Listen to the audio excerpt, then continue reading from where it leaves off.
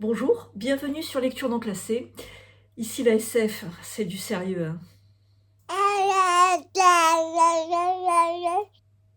Aujourd'hui, on parle d'un sujet inhabituel, la romance en science-fiction. Parce qu'entre deux dystopies et une invasion extraterrestre, un peu d'amour, ça fait pas de mal, hein. Puis c'est bientôt la Saint-Valentin, il faut se remettre à consommer. Enfin, à acheter, je veux dire acheter.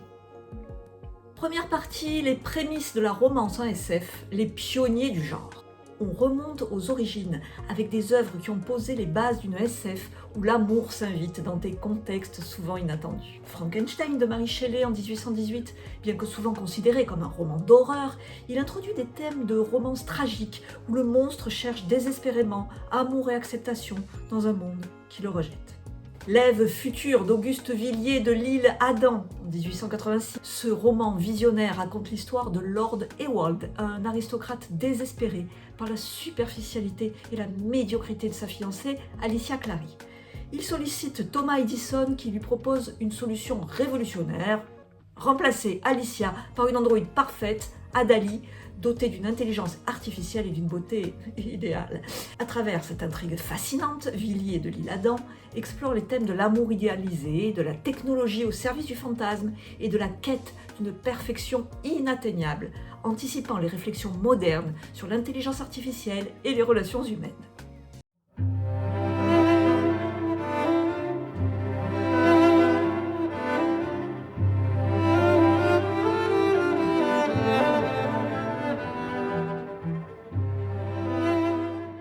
En 1973, c'est un récit captivant où un amour impossible se tisse au cœur d'un secret millénaire.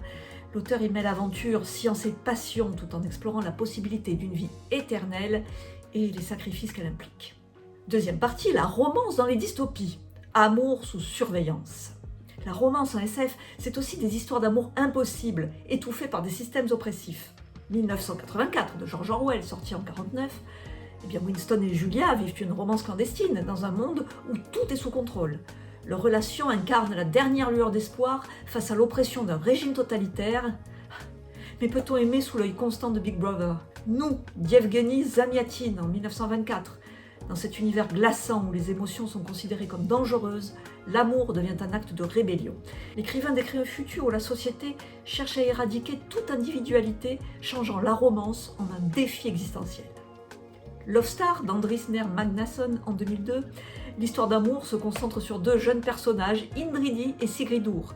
Leur relation se déroule dans un contexte de société futuriste dirigé par Love Star, un industriel visionnaire. Les deux protagonistes sont décrits comme des jeunes, naïfs et passionnément amoureux. Cependant, leur amour est confronté à un défi majeur. Car dans ce monde dystopique, leur relation est calculée par l'algorithme de Love Star, qui se nomme In Love et qui prétend identifier les véritables âmes sœurs à travers le monde. Le fondateur de l'entreprise a créé plusieurs innovations technologiques audacieuses, notamment un système de transmission de données inspiré des ondes des oiseaux, In Love qui calcule mathématiquement les partenaires idéaux, Regret qui prédit les conséquences de choix de vie, et Love More, un service qui transforme les corps des défunts en étoiles filantes. Le roman a été salué pour son originalité, décrit comme une dystopie jubilatoire, pleine d'humour et de créativité. Troisième partie, l'amour aux confins de l'espace. Quand la SF nous emmène dans des galaxies lointaines, l'amour ne reste jamais bien loin. Hyperion de Dan Simmons en 1989, la relation entre Braun Lamia et Johnny, un hybride doté de la mémoire d'un poète légendaire, soulève des questions profondes sur la conscience et l'attachement au-delà du biologique. L'espace d'un an de Becky Chambers en 2014, ce roman chaleureux et inclusif suit l'équipage du Wayfarer, un vaisseau spatial dont les membres proviennent de diverses espèces galactiques. La diversité est au cœur de l'histoire et les relations amoureuses s'y développent avec douceur et crédibilité. Becky Chambers explore des thèmes tels que la tolérance, l'acceptation de l'autre et les différences culturelles, offrant une vision optimiste et profondément humaine de l'amour interstellaire. Les romances interespèces y sont crédibles et touchantes, dans un univers où la compréhension est un maître mot. Solaris de Stanisław Lem en 1961, c'est une romance bouleversante où un scientifique est confronté à l'apparition de l'amour perdu, matérialisé par une entité extraterrestre, mystérieuse et insondable.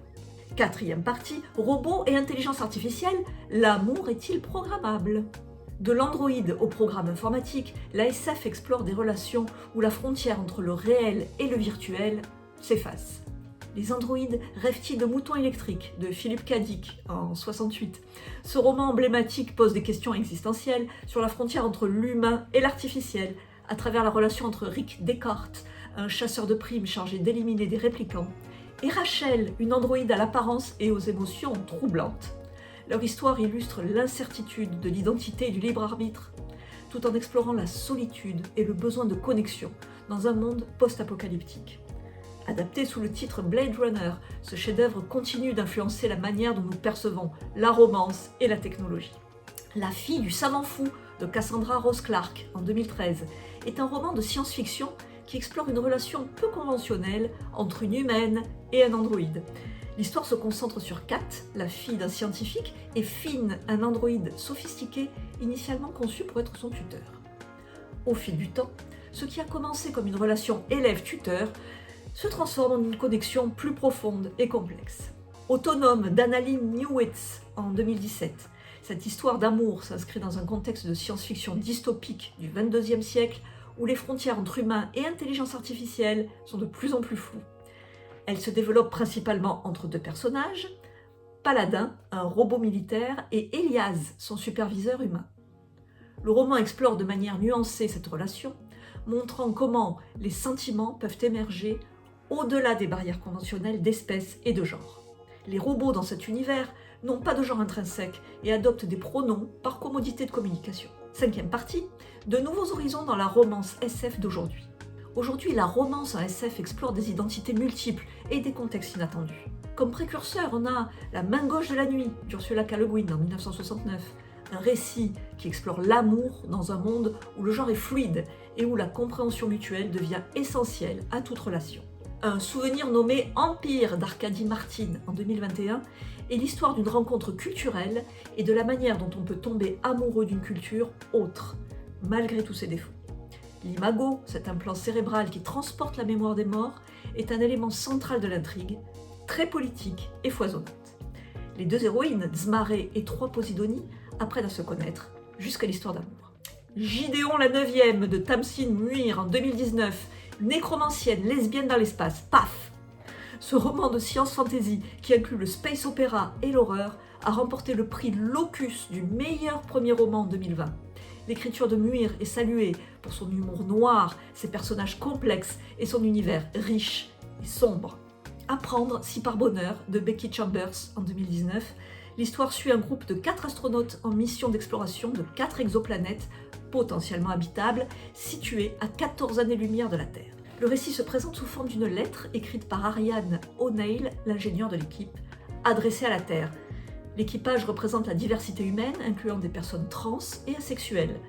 Le livre aborde les dilemmes moraux liés à l'exploration de nouveaux environnements. Il a été décrit comme une méditation tendre et joyeuse sur l'appel de l'espace. Cependant, le roman n'est pas nécessairement joyeux ou optimiste, mais plutôt empreint de mélancolie et de questionnements profonds sur la condition humaine. Apprendre si par bonheur a remporté le prix Livre Addict 2021 dans la catégorie science-fiction.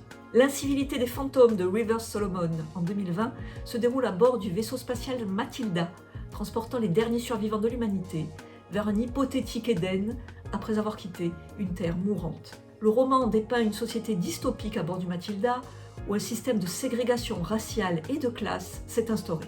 Les riches blancs occupent les ponts supérieurs et exercent un pouvoir absolu, tandis que les personnes de couleur sont réduites en esclavage et confinées dans les ponts inférieurs, subissant des conditions de vie difficiles, de la violence et des humiliations quotidiennes. Ce roman afrofuturiste met en scène des personnages aux identités diverses, notamment queer et neuroatypiques, offrant une perspective intersectionnelle. Le temps fut, Diane MacDonald en 2018 suit Emmett Leigh, un bouquiniste spécialisé dans les livres sur la Seconde Guerre mondiale.